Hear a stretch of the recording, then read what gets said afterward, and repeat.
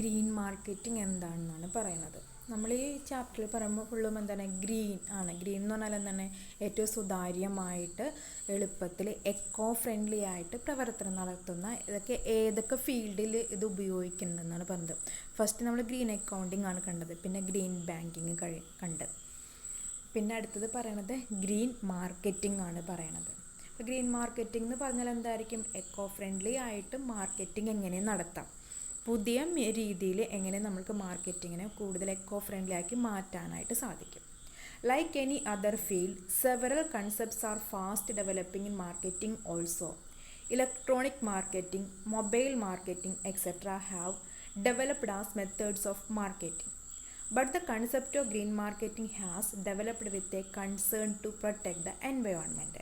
തന്നെ മറ്റുള്ള ഫീൽഡ് പോലെ തന്നെ എന്താണ്, മാർക്കറ്റിങ്ങും എങ്ങനെയുള്ളതാണ്, ഫാസ്റ്റ് ഡെവലപ്പിംഗ് ആയിട്ടൊരു ഫീൽഡാണ്. അപ്പോൾ പുതിയതായിട്ട് വന്നിരിക്കുന്നത് എന്തൊക്കെയാണ്, മാർക്കറ്റിംഗ്, ഇലക്ട്രോണിക് മാർക്കറ്റിംഗ് ഉണ്ട്, മൊബൈൽ മാർക്കറ്റിംഗ് ഉണ്ട്. ഇതൊക്കെ മാർക്കറ്റിന് പല രീതിയിലുള്ള മെത്തേഡ്സ് ആയിട്ടാണ് പറയണത്.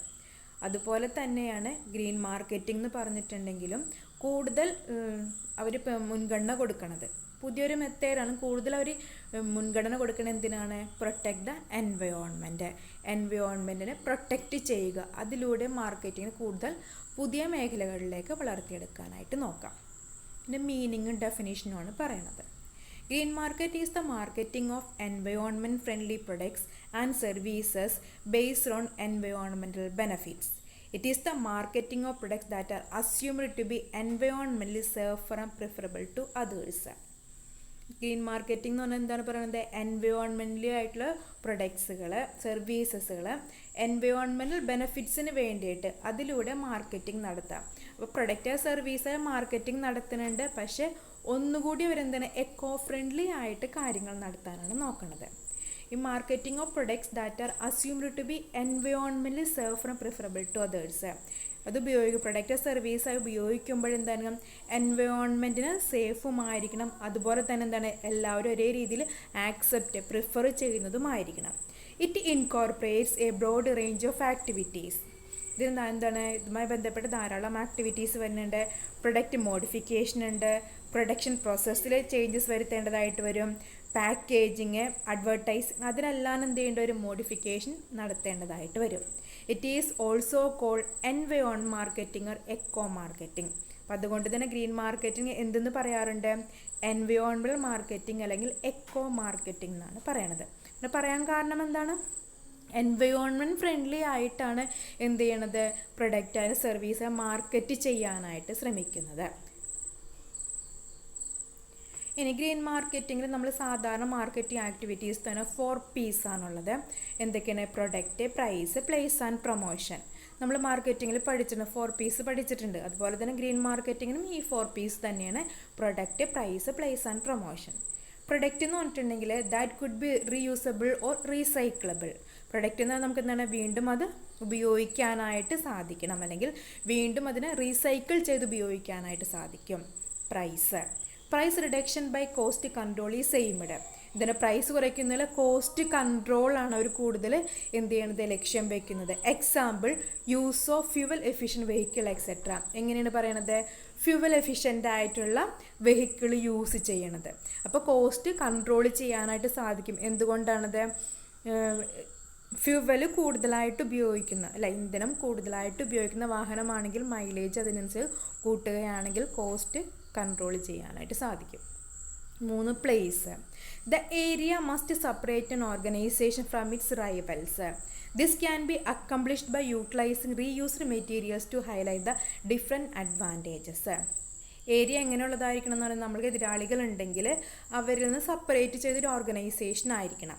അതായത് നമ്മളുടെ ഗ്രീൻ പ്രൊഡക്ട്സിന് ഉള്ള എതിരാളികളുണ്ട്, ആർട്ടിഫിഷ്യൽ പ്രൊഡക്ട്സുകൾ ഉൽപ്പാദിപ്പിക്കുന്നവരുണ്ട്. അതിൻ്റെ പോലെ തന്നെയുള്ള പ്രൊഡക്റ്റുകൾ ഉൽപ്പാദിപ്പിക്കുന്നുണ്ടെങ്കിൽ അത് സെയിം സോണിൽ വരാതെ വേറെ നമ്മൾ മാറി സെറ്റ് ചെയ്യാനായിട്ട് നോക്കാം. ഇത് അക്കംപ്ലിഷ് ചെയ്യുമ്പോഴും റീയൂസ്ഡ് മെറ്റീരിയൽസ് ആയിരിക്കും നമ്മളിതിന് വേണ്ടിയിട്ട് വീണ്ടും ഉപയോഗിക്കുന്നത്. റീസൈക്കിൾ ചെയ്ത് ഉപയോഗിക്കാൻ പറ്റുന്ന റോ മെറ്റീരിയൽസ് ഉപയോഗിച്ചിട്ടായിരിക്കണം ഇതിൻ്റെ പ്രൊഡ്യൂസ് നടത്തുകയും ചെയ്യേണ്ടത്. ഇനി 4 പ്രൊമോഷനാണ് പറയണത്. Advertisement green market should promote green lifestyle by highlighting a product. Advertisement കൊടുക്കുമ്പോൾ നമ്മൾ ശ്രദ്ധിക്കേണ്ടത് എന്താണ്, എപ്പോഴും നമ്മളൊരു എക്കോ ഫ്രണ്ട്ലി ആയിട്ടുള്ള ജീവിത നിലവാരത്തിന് ഉതകുന്ന പ്രൊഡക്റ്റാണ് ഹൈലൈറ്റ് ചെയ്യേണ്ടത്. The advertisement must present corporate image of environmental responsibility.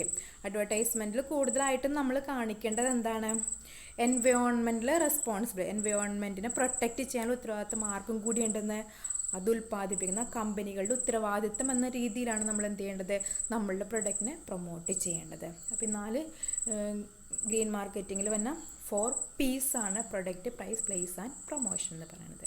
Green marketing mix എന്ന് പറഞ്ഞാലും അത് തന്നെയാണ് എന്തൊക്കെയാണ്, product mix, price mix, place mix and promotion mix. അപ്പോൾ പ്രൊഡക്റ്റ് എന്ന് പറഞ്ഞിട്ടുണ്ടെങ്കിൽ a producer should offer ecology products which not harm the environment but should protect it. Producer എപ്പോഴും ecology product ആയിരിക്കണം എന്ത് ചെയ്യേണ്ടത്, ഓഫർ ചെയ്യേണ്ടത്. അതൊരിക്കലും എൻവയോൺമെൻറ്റ് എന്ത് ചെയ്ത് ഹാംഫുൾ ആകരുത്. പ്രൈസ് എന്ന് പറഞ്ഞിട്ടുണ്ടെങ്കിൽ little higher as compared to other products, മറ്റുള്ള പ്രൊഡക്റ്റിനേക്കാളും ഇത്തിരി വില കൂടുതലായിരിക്കും എക്കോ ഫ്രണ്ട്ലി ആയതുകൊണ്ട്. പ്ലേസ് പറയുമ്പോൾ distribution logistics is of crucial importance. Main focus is on ecological packaging. Green product should be marketed to local as well as national markets. Distribution എങ്ങനെയാണ്, importance ഉണ്ട്. മെയിനായിട്ട് നമ്മൾ ഇക്കോളജിക്കലായിട്ട് എക്കോ ഫ്രണ്ട്ലി പാക്കേജിംഗ് ആണ്. Package നമുക്ക് എന്ത് ചെയ്യാൻ പറ്റണം, പെട്ടെന്ന് അത് ഡിസ്പോസ് ചെയ്യാനായിട്ട് സാധിക്കണം, അല്ലെങ്കിൽ റീയൂസബിൾ ഉള്ളതായിരിക്കണം. പിന്നെ ഗ്രീൻ പ്രൊഡക്ട്സുകൾ മാർക്കറ്റ് ചെയ്യുമ്പോൾ ലോക്കൽ മാർക്കറ്റ് കൂടാതെ നാഷണൽ മാർക്കറ്റിലും കൂടി കവർ ചെയ്യാനായിട്ട് സാധിക്കണം. 4ാമത്തെ പ്രൊമോഷൻ മിക്സ് ആണ് പറയുന്നത്.